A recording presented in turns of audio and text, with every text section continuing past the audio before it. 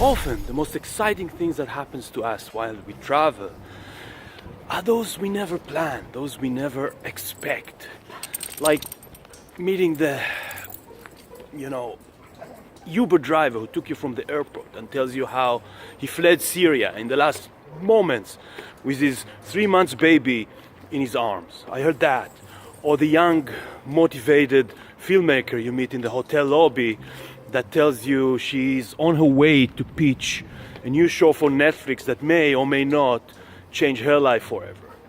Those little moments, those little surprises, and sometimes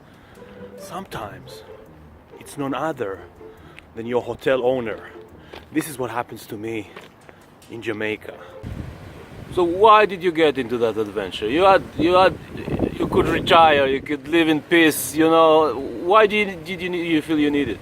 That's what my wife says. We could have been at home mortgage free, but here I am in Jamaica living the dream. I can't tell you. There's no reason. I'm too young to retire. 2008, I'm moving my son out to Vancouver. I'm scared shitless. I've been with my wife for 30 years. I'm thinking, what are we going to do for the rest of our lives? So what do? I bring her down to Jamaica and find something to do for the next 20 years. So you came here. What did you see? The first time you came here, describe to me, what did you see? My wife brought me to the West End, Negril, the Cliffs, to look for an alternative to the big resorts. We've traveled everywhere, but we've always stayed at the big all-inclusive resorts. So here we were, March 2009. We're going to see what Negril has to offer, some of the boutique hotels on the cliffs, on the beach. It was like, okay, I see a different world. Maybe I'll come back next year. I know where I'm going to go. I love the cliffs. It was totally different than anything I'd experienced in Jamaica. Before I knew it, I was back down here in May looking for land, trying to see what was for sale.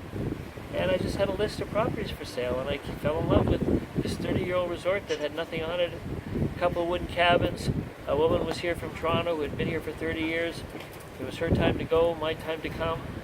That's the simplest way to explain it. I didn't plan this. It came out of nowhere. What was here? Try to describe what was here before. Basically, it was a $50 a night resort, a couple of wooden cabins, no restaurant, no food, an office. I think there was 9 rooms in total. Really not a whole lot. It was very, very simple. What would they say? It's authentic Jamaican. Okay, and so what did you end up doing? I don't know where it came from. I had a vision. I came out here. I had strings running. I had lines running. I did a video in 2009 when I walked on this property with a group of investors and told them what my plans were. And it's eerie. If I could play that tape for you today, how close, how similar my vision was to what I actually built. The whole idea was to reclaim a piece of property 550 feet of the Caribbean Sea, and we just had 120 Jamaicans give me their heart and soul. It took us 2 years to build, twice as much money, twice as long, but here I am. Was there any point during the process that you were like bang your head against the wall saying like, shit, what did I did? There was a few times where I was ready to throw myself off the roof of the house, thinking, what am I doing in a third world country trying to build with Jamaicans? Everybody could do something, but they couldn't do anything. It just worked out. I'm good at what I do. I have a passion for building, and these people came to work every day. They gave me their heart and soul. One thing I'll tell you, Jamaicans are the hardest working people in the world. If you're a good boss, it's amazing what you can get done. And this property is a testament to my ability to work well with people and to show them how to do an incredible job. And I'm honored. So, looking back at those 2 years of like building this place, what is your biggest lesson in terms of like what would you do different, or what tip you, if someone has the same dream or vision, what's your tip to them? Anybody that's ever been in the realm of architecture will always tell you that whatever they build, they always think they could do something different the next time. I got to tell you that there's something about this property that's very unique.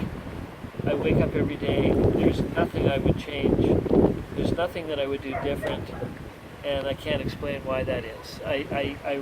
The only thing I could say, I was born to build in Jamaica. There's no other possible explanation.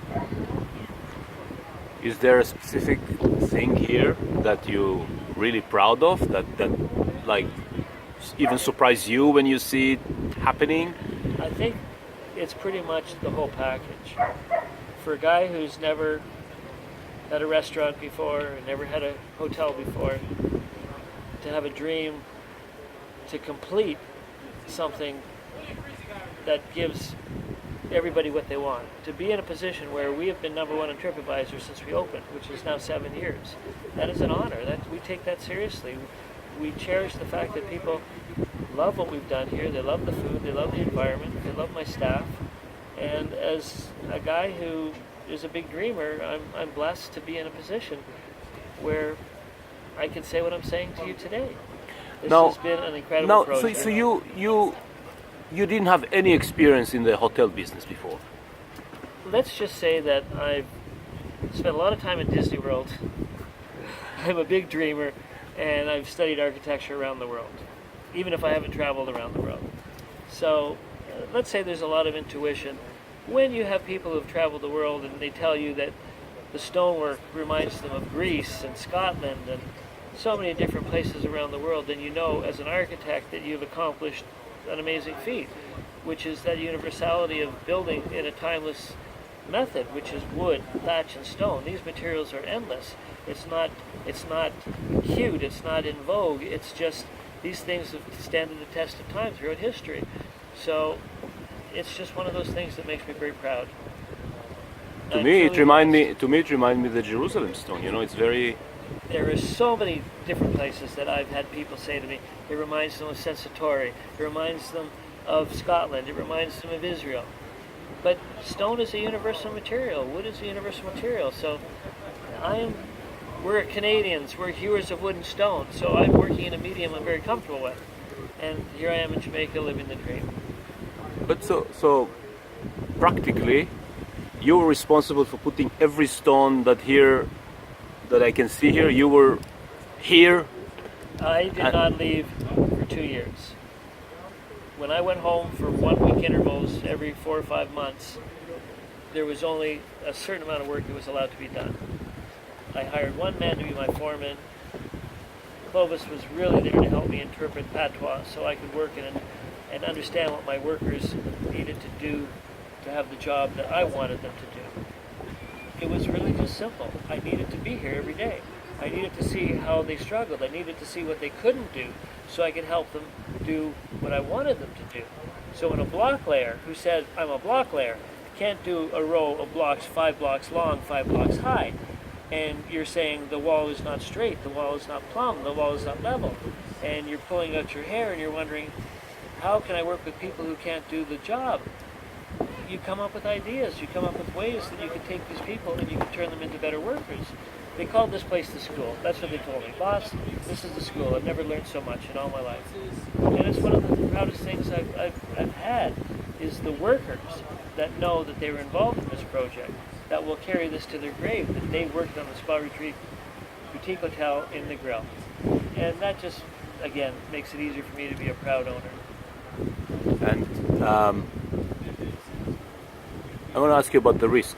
So was that risky for you to make that decision? Unfortunately, I'm not smart enough to worry. I guess maybe it's the Jew side of me that says I've just got chutzpah. I cannot explain to you how I can have the confidence to pull this off. My wife believes in me. Every project I've ever done has been over budget.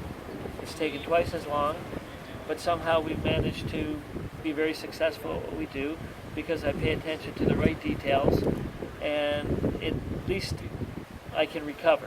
But I want to talk about the risk. Tell me, what risk were you taking? How can that go wrong? Like what? Well, when you mortgage everything you've got at home, That's what you did? that's what we had to do.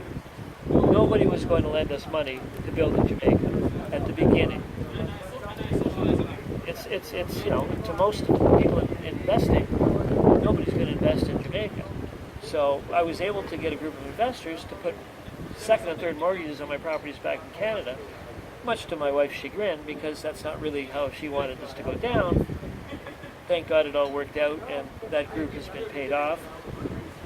That wasn't enough, but at least that $2.5 million got us started. And from there, we were able to go and have enough real estate and a title, and you go and you get an appraiser in, and the next guy comes along, and the next bank comes along, and they're good for another $2 million, and that gets you finished. So you told me a lot of people has the same dream, but they fail. There's so many people I meet that dream of being in Jamaica, and Jamaica is a tough place to do business. I have no guarantees of success. I'm just very fortunate. And I've met a lot of people who have tried to come down here and do different ventures, and it hasn't really turned out for the best.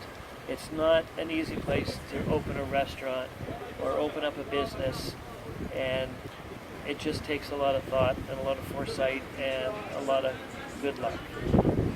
Okay, now to end this, can you take your sunglasses off so you can see the eyes? Ah. Clearing sun. What was the sentence you told me? You told me something with the sunrise and sunset about Jamaica, about living here. When the sun set. Life is very difficult, no matter where you are in the world. And I've come to realize that no matter how hard my day is, no matter what troubles I have to deal with each and every day, when you watch that beautiful sunset over Negril, which is the sunset capital of Jamaica, and the sunsets in Negril are in my backyard daily. I don't have to crank my neck to see them. When you watch that sunset each and every day, you wake up with a feeling of relief. It's like all your problems go away the night before, and you wake up and you do it again. So it's just got a place. It's got a sense of peace and tranquility that comes with being with nature, being on the edge of the ocean, this tiny little island in this incredible body of water, under this incredible sky. This is my home.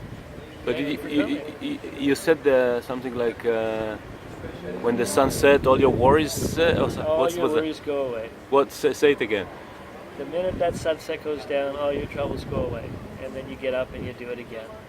And this is a Jamaican motif, or this is something you? I am going to say that it's something that's inspired me since I've been here. It's been my crux, where no matter how hard my day was, I would sit here in this chair where we're sitting right now and watch that beautiful sun in the sky above me settle over my property, watching the sky and the moon and the stars unfold before my eyes. I've got my piece of paradise. What more can I ask for? And the best part is everybody loves me. Being #1 on TripAdvisor brings the best guests, and I have a great staff, and as my good cameraman will tell you, we take care of people, and that's why we're here.